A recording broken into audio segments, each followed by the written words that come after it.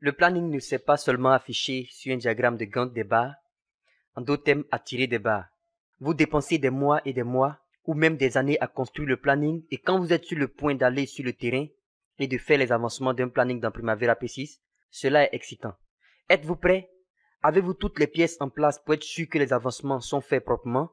Dans cette leçon, concept de mise à jour d'un planning, je voudrais parler de plusieurs concepts relatifs à la mise à jour de votre planning dans Primavera P6. Commençons par parler de l'objectif de la mise à jour du planning. Plusieurs entreprises, plusieurs personnes construisent leur planning et ne se préoccupent jamais de leur statut.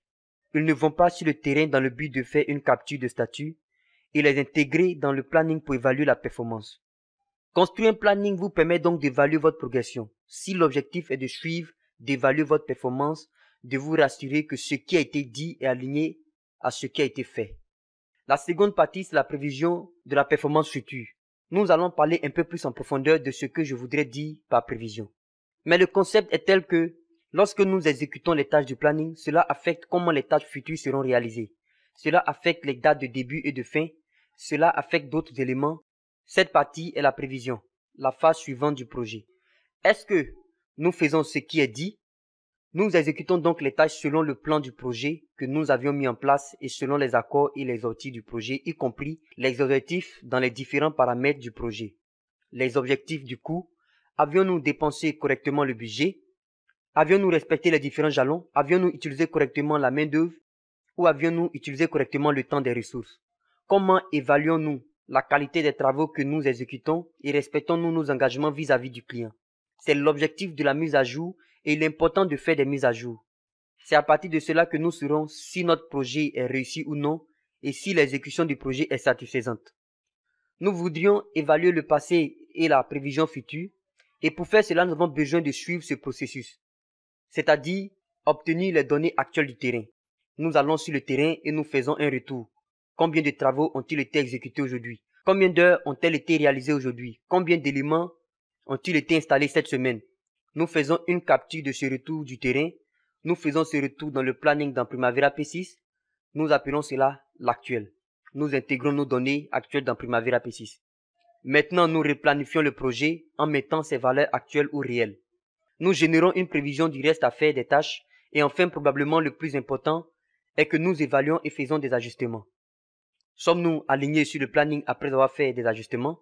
Avions-nous besoin d'aller un peu plus vite? Avions-nous besoin de ralentir un peu? Avions-nous besoin de dépenser de plus en plus?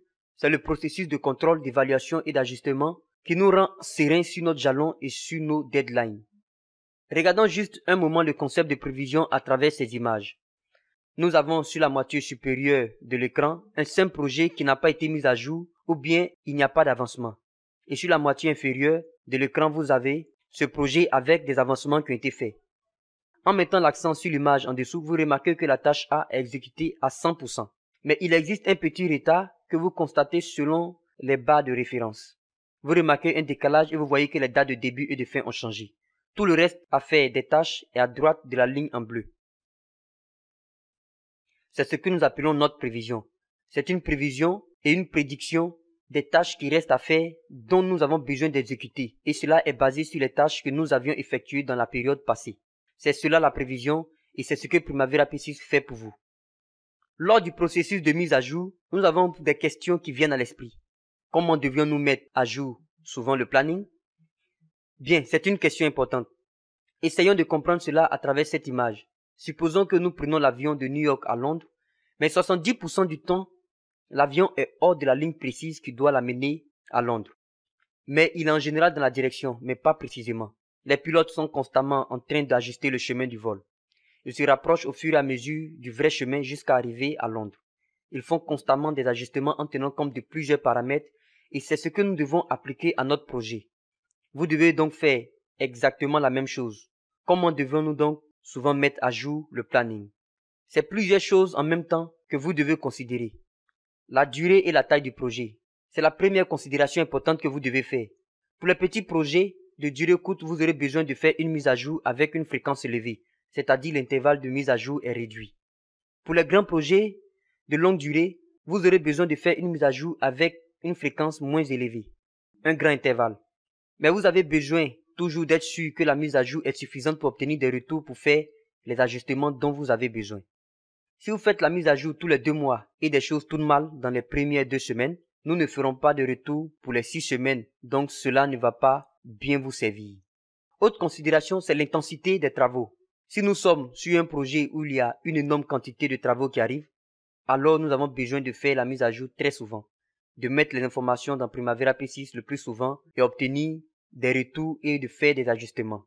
Concernant les exigences du reporting, nous devons voir cela avec le sponsor du projet, avec le client par rapport à leur attente pour le reporting. C'est aussi piloter comment faire souvent la mise à jour. La capacité d'une équipe à changer de direction, cela peut ne pas être une alarme, mais cela impacte souvent comment nous devons faire la mise à jour. Si nous sommes sur un projet où il est difficile pour cette équipe de bouger dans une nouvelle direction à cause de la nature des travaux, cela est un facteur que vous devez prendre en compte pour faire souvent la mise à jour. En dernier lieu, le niveau de risque du projet. Si le projet est chargé en risque, alors faire une mise à jour avec une fréquence élevée est probablement la meilleure. Voici les meilleures pratiques. La plupart du temps, la mise à jour est faite sans trop d'exagération, c'est-à-dire avec une fréquence de mise à jour. 1 an, 2 ans, une mise à jour tous les mois, toutes les 2 semaines, tous les 3 jours, tous les jours. Bref, vous devez choisir la bonne fréquence selon le projet. Pour des projets d'arrêt d'unité industrielle, ces projets sont mis à jour tous les jours, souvent même 2 fois par jour à cause de l'intensité des travaux et la flexibilité de changer de direction. Merci et restez connectés pour suivre ce module sur la mise à jour du planning dans Primavera P6.